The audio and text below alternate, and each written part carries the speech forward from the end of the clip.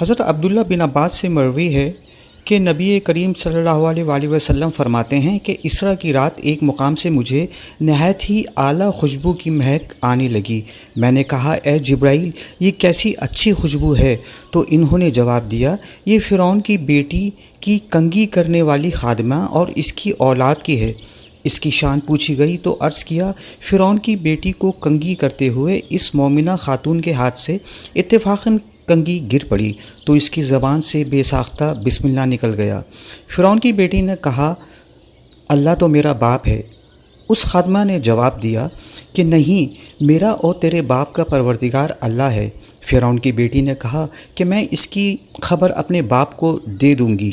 تو اس نے کہا کوئی حرج نہیں۔ بس اس نے اپنے باپ کو ساری بات سنائی۔ فرعون نے اس خادمہ کو بلوایا اور کہا، کیا تم میرے سوا کسی اور کو رب مانتی ہو؟ کہا، ہاں، میرا اور تمہارا پروردگار اللہ ہے۔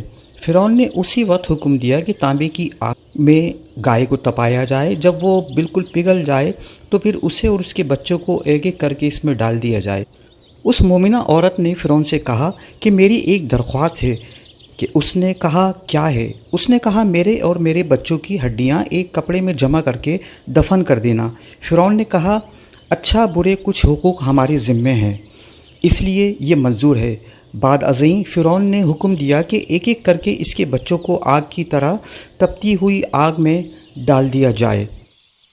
جب دودھ پیتے بچے کی باری آئی، فرعون کے سپاہیوں نے جب اس بچے کو چھیڑا تو وہ گھبرائی، تو اللہ تعالیٰ نے دودھ پیتے بچے کو گویائی عطا کی۔